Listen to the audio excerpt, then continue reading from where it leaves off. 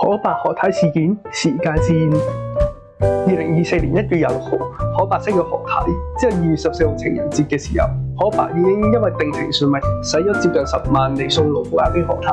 之後喺2月19號嘅時候，何太因為話要用100萬嚟搞餐飲，最後咧可伯真係去咗查，結果發現原名定期戶口嘅錢已經俾細女轉走晒啦。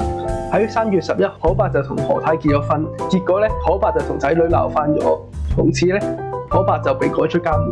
去到5月5號，何太可伯就上咗電視。5月15號，基本上東張西望所有何家風波嘅集數就已經播出晒。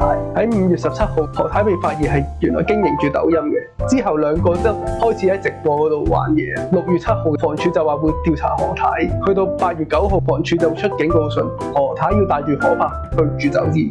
之後咧，可伯就同何太咧中港兩地走。到咗2025年，何太就開始話有加拿大陳生想溝佢。到咗5月11，何太就話會搞離婚。